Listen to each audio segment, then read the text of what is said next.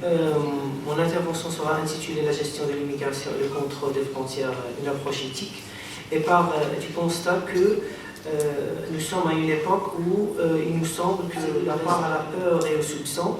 et que faire l'étude de l'immigration et de son corollaire de sécurisation des frontières nationales de l'Union européenne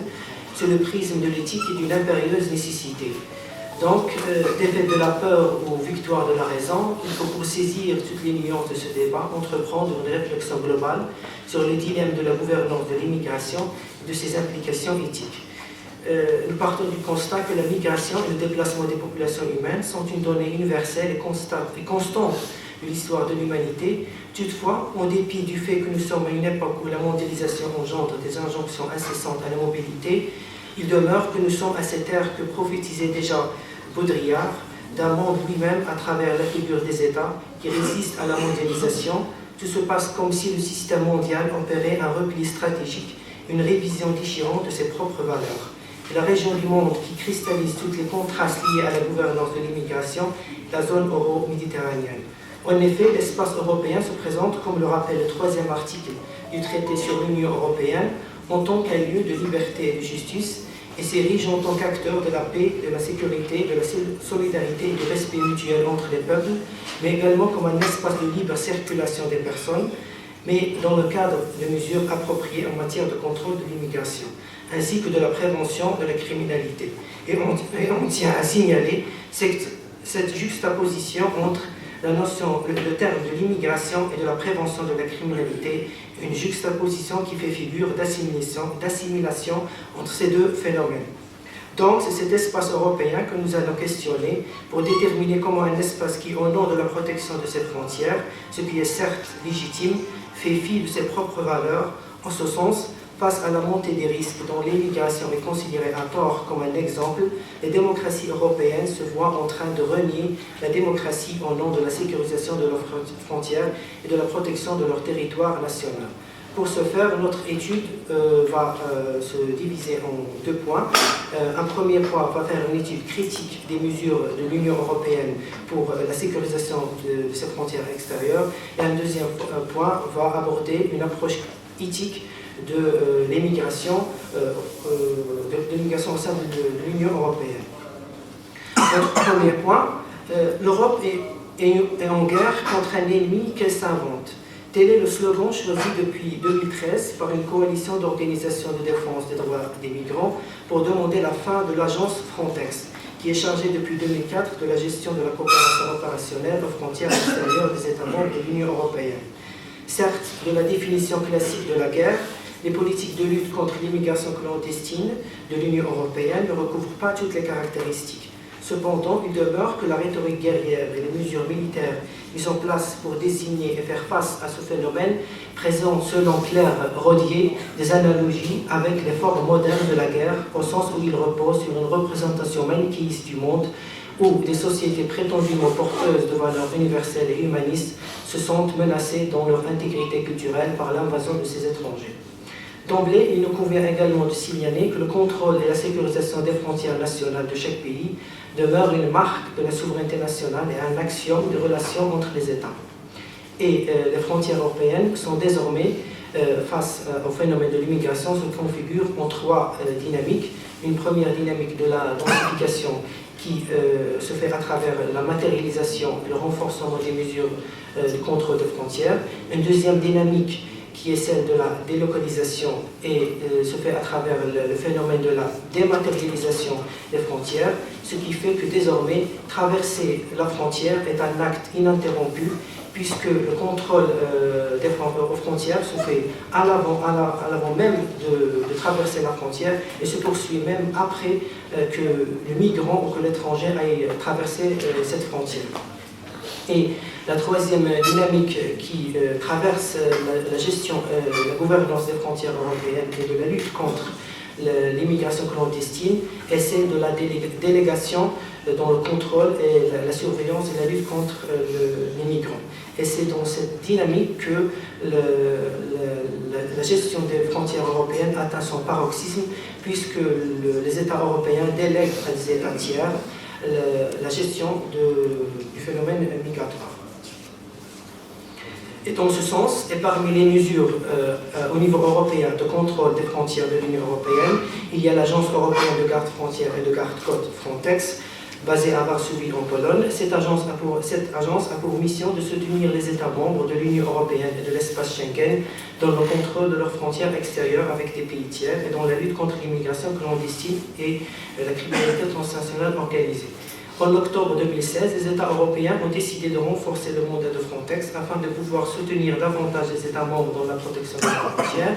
une décision qui résulte de la crise migratoire que l'Europe a connue entre 2015 et 2016, avec une augmentation massive des franchissements illégaux aux frontières, passant de environ 300 000 en 2014 à environ 2 millions en 2015. Outre le renforcement de son mandat, l'agence Frontex va avoir également un renforcement de ses propres moyens. En effet, en septembre 2018, la Commission européenne a décidé de doter Frontex, outre la réserve de réaction rapide constituée de 1500 agents, d'un corps de garde frontières et de garde-côtes permanent de 10 000 agents, et ce coût de renforcement des moyens est estimé à 11 milliards d'euros pour la prochaine période budgétaire entre 2021 et 2027. Outre ces mesures de lutte contre l'immigration clandestine à travers l'agence Frontex, l'Union européenne a mis en place également des mesures d'enfermement des migrants. En effet, selon la législation européenne, il est possible d'enfermer en vue de leur éloignement, c'est-à-dire de leur expulsion du territoire, les étrangers présents sur le territoire de l'Union européenne, dépourvus de titre de séjour, des étrangers se trouvant à une frontière de l'Union, mais qui ne remplissent pas les conditions d'entrée sur le territoire de l'Union européenne, mais également des demandeurs d'asile. Et ces lieux d'enfermement, soit sont créés ad hoc, soit sont des camps fermés, et ils se trouvent généralement dans des régions isolées, ou à l'étranger, ou dans des pays tiers, tels que par exemple l'exemple de la Mauritanie. Sauf, bien que selon la réglementation de l'Union européenne, cette détention des migrants ne doit pas dépasser la période de 18 mois, sauf que plusieurs États européens enferment davantage les migrants qu'ils n'expulsent, ce qui implique que la durée d'enfermement du migrant peut s'allonger indéfiniment, une détention qui a des conséquences néfastes sur la dignité ou l'intégrité physique et mentale des migrants, avec des tentatives de suicide, des automutilations, des troubles psychiques, des dépressions, mais également des traitements dégradants, intimidants et agressifs. En outre, et ce qu'on constate de ces dispositifs de lutte et de sécurisation et de lutte contre l'immigration de l'Union européenne,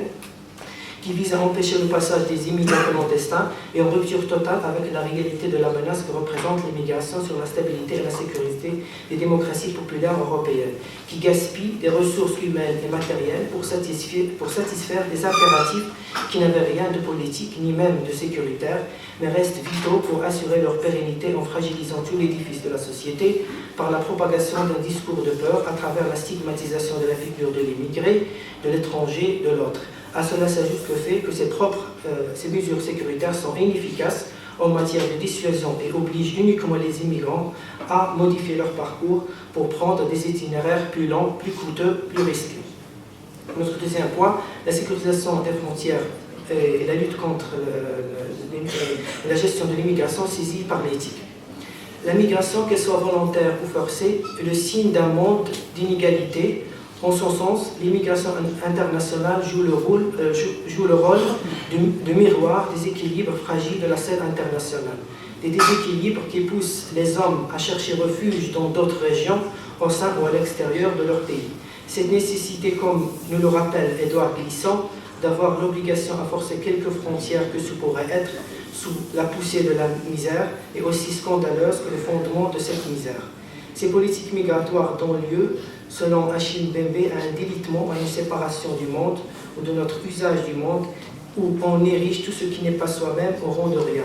Dans ce monde où toute forme d'altérité est rejetée, se multiplient murs et enclos, édifiés pour rassurer des peuples possédés par la peur d'être envahis et de voir leur identité effacée. Ce qui se profile à travers la politique européenne en matière de sécurisation des frontières et de lutte contre la migration clandestine, c'est un monde des hommes sans lien ou qui n'inspire qu'à se mettre en congé des autres. Dans ce sens, les mesures de renforcement des frontières se repose sur la pratique nommée par les sécuritaires critiques de l'inflation des menaces ou de sécurisation selon le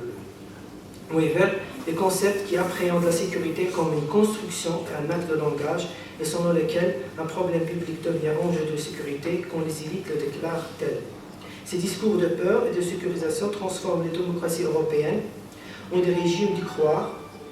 selon Achille Mbembe, et dans ces régimes, les discours et les politiques n'ont pas besoin d'être fondés sur le vrai, mais également sur des croyances. Et en effet, c'est sur une croyance d'une relation entre migration clandestine et prolifération de la criminalité que se justifient les mesures de lutte contre l'immigration clandestine. Traiter la question migratoire sous le prisme sécuritaire et non plus uniquement sur un prisme économico-social, tel est l'enjeu des discours politiques en manque de solutions qui propagent une rhétorique anti-immigration qui considère la migration comme une menace à la sécurité, à l'économie et à l'identité culturelle et ethnique de la nation. Les mesures de sécurisation des frontières qui se présentent également comme un signe du renforcement de la souveraineté nationale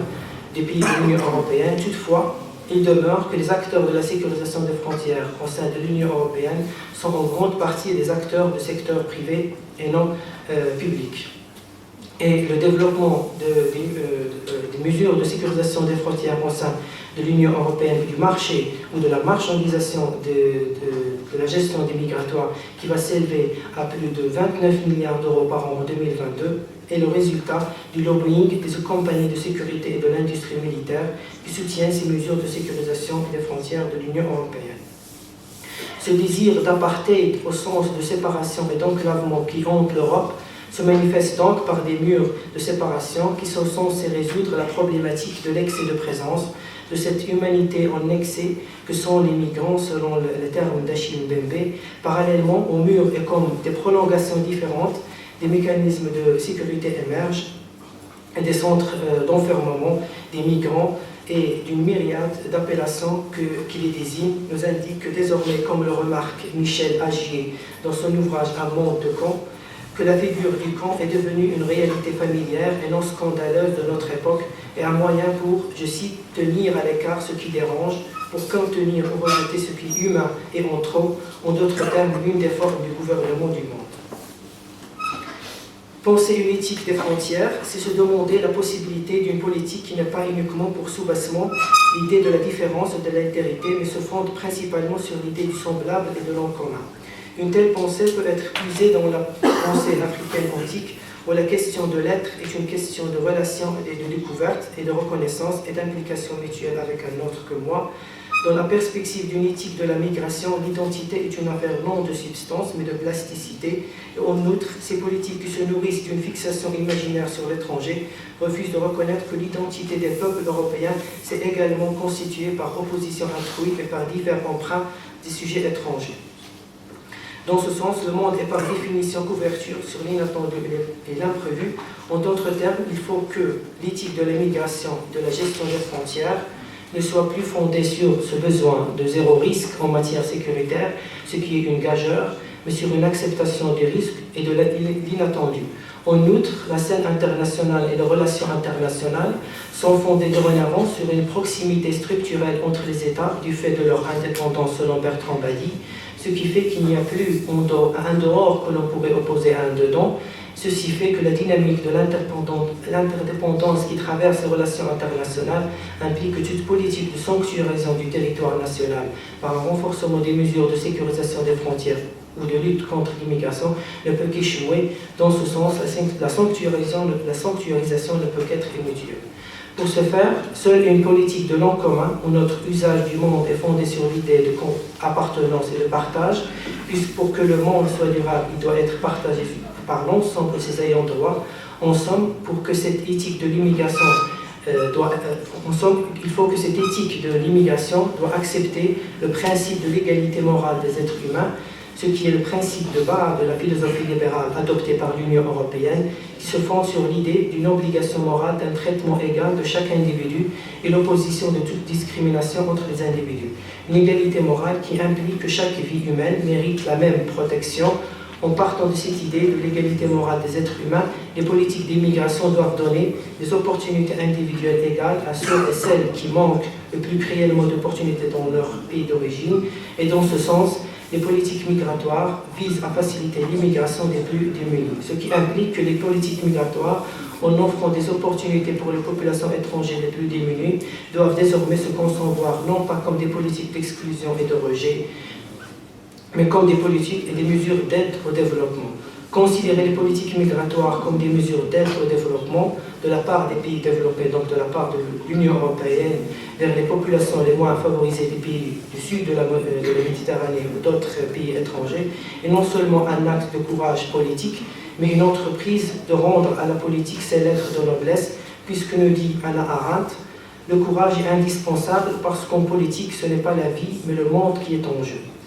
Et en ce temps de soupçon, répondre à ces prières d'une politique de long commun et d'une gestion éthique de l'immigration demanderait de faire appel à un élan de solidarité qui transcenderait nos sociétés pour qu'au-delà de ces sociétés de peur émergent des communautés de destin aptes à dépasser et à résister à l'éternelle dichotomie entre liberté et sécurité en contrôlant les limitations aux droits de l'homme afin que le contrôle des frontières et la gestion de l'immigration soit une promesse de sécurité et non une gouvernance de l'exclusion.